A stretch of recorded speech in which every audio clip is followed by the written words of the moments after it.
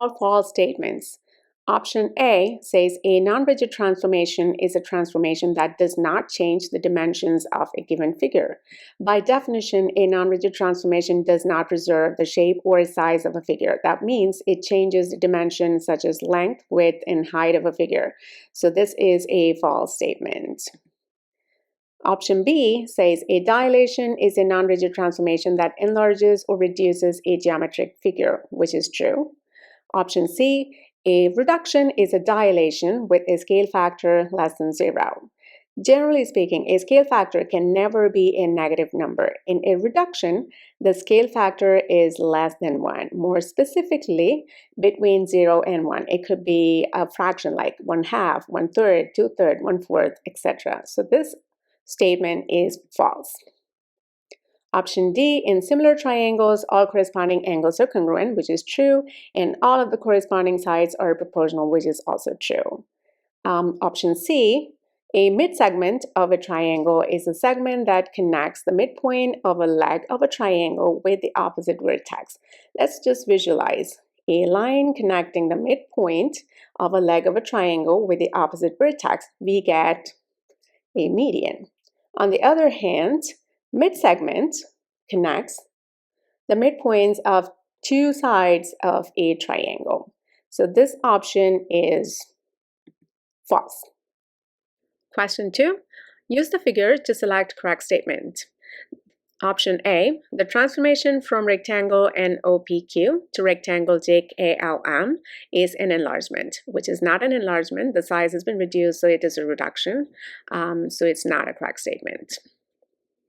Option B, the transformation from rectangle NOPQ to rectangle JKLM is an enlargement. Again, it's not an enlargement, it's a reduction, so it's also a wrong statement. Option C, the transformation from rectangle NOPQ to rectangle JKLM is a reduction, which is true, with a scale factor of 1/3.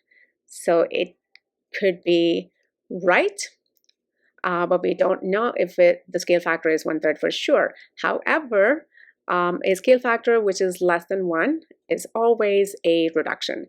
So let's just confirm by checking option D. So the transformation from rectangle NOPQ to rectangle JKLM is a reduction, which is true, with a scale factor of 3, which is wrong. A scale factor of 3 always results into an enlarged figure. So to make sure that our option C is the right one, we can find the scale factor. So the scale factor is equal to length of the dilated image, side length of the dilated image over the side length, the corresponding side length of the pre-image, which equal to 4/12.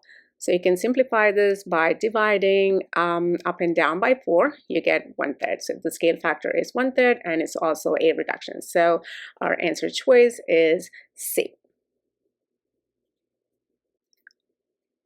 Question 3, solve for X. They've given two trapezoids, take ALN and ABCE. But if you take a closer look, you can see triangle KNL and triangle BEC inside the trapezoids. Also, they've given the angle KNL is congruent to angle BEC of the second triangle, and also angle KLN is congruent to angle BCE. Now we know that by angle-angle similarity postulate, triangle KNL is similar to triangle BEC. Also, they've given the altitudes KM and BD, which is 7 and 2 respectively. Now that we've learned in the corresponding parts of a triangle proportionality that the ratio of altitudes of two similar triangles are proportional to its corresponding sides. And they've also given the corresponding sides KL and BC, which is 12, and the other one is X. Now we can set up a proportion and solve for X.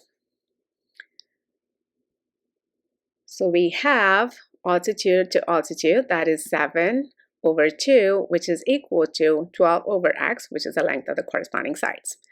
Now if you apply the cross product, 7 times x, you get 7x, which is equal to 12 times 2. Now, if you divide both sides by 7, you get x equals 12 times 2 divided by 7, which is equal to 3.428.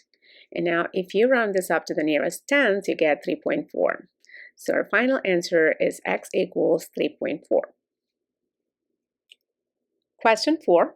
An image of a dog that is 83 millimeter tall forms a retinal image GJ that is 15 millimeter tall.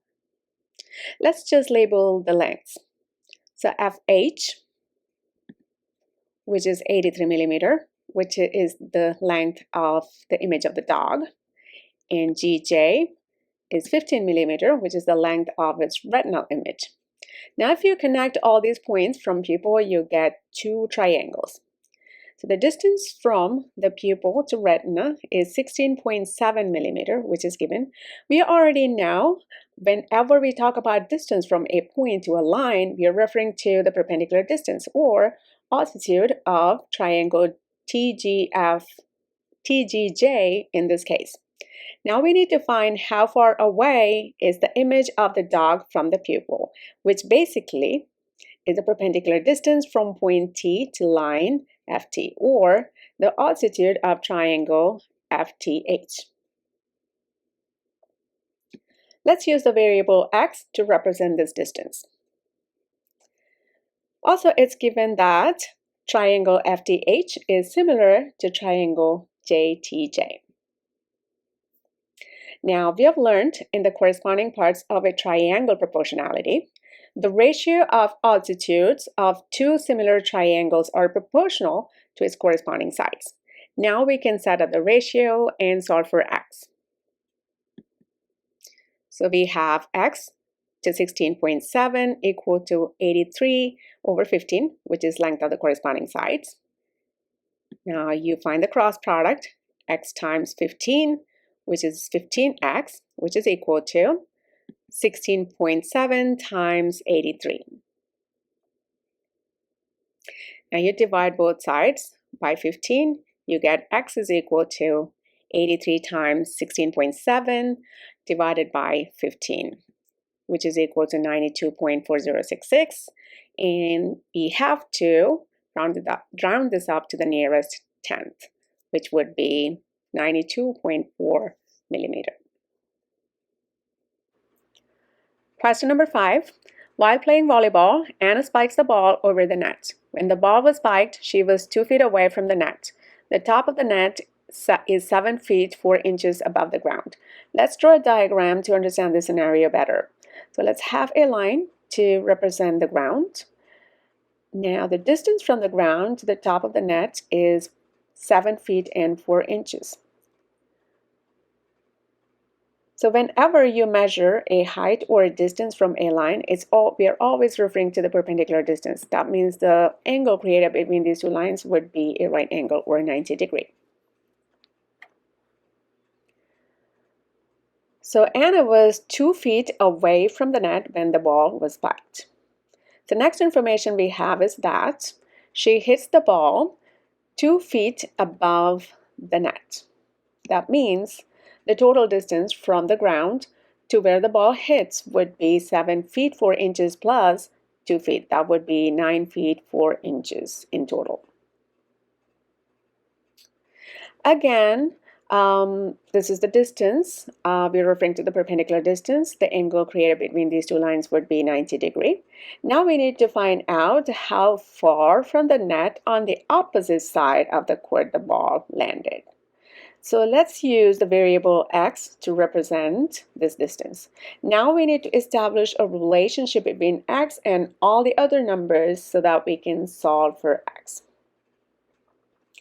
Now if we connect these 2 points, we get 2 triangles. So one outlined by red and the other one outlined by blue. Now, if you look at these 2 triangles, they both share this common angle highlighted in green, and also they have 2 corresponding angles which are 90 degree. So we can say that these two triangles are similar by angle-angle postulate.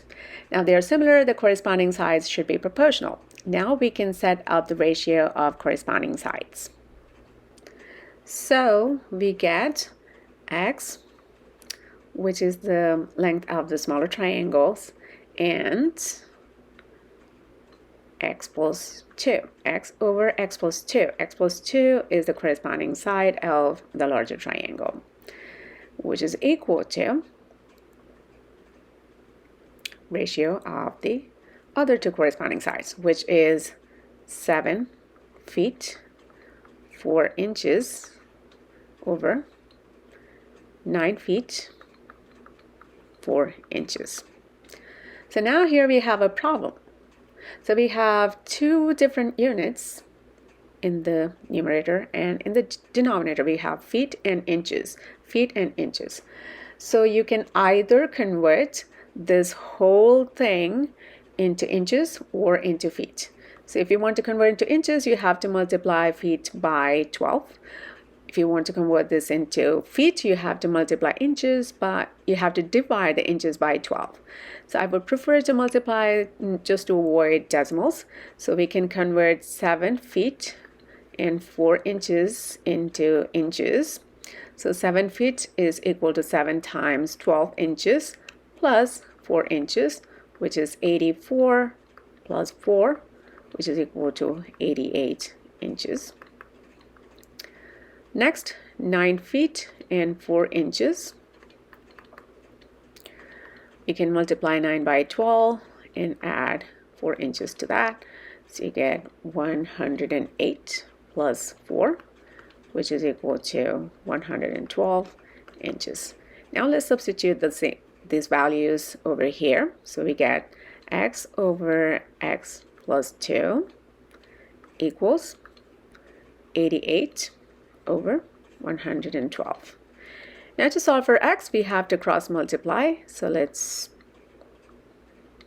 just multiply x by 112. So you get 112x equal to 88 times x plus 2. Now there are two terms in this expression. So we have to distribute 88 to x and also 88 to 2. So we get 112x equals 88 times x, which is 88x, plus 88 times 2 is 176.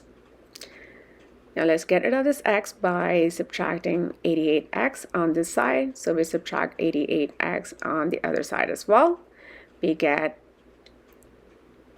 24x equals, so this and this get cancelled, 176. Now you divide both sides by 24, you get x equal to 176 divided by 24, which is equal to 7.3 feet, which is your final answer. Question 6. If NP bisects angle MNO, that means NP is the angle bisector. What is the measure of MP? According to triangle angle bisector theorem, an angle bisector in a triangle, here NP, separates the opposite side, here the opposite side is MO, into two segments, which is MP and PO, that are proportional to the lengths of the other two sides, which are NM and NO. So if you set up the ratio, it would look like MP over PO equals NM over NO. Now we don't know the measure of MP, so let's use the variable x to represent that. Now if you plug in all the values, you get x over 6 equals 15 over 2. You apply the cross product, you get x times 12, which is 12x, equals 15 times 6. You divide both sides by 12, you get x equals 15 times 6 divided by 12, which is equal to 7.5. So the final answer is MP equals 7.5 units.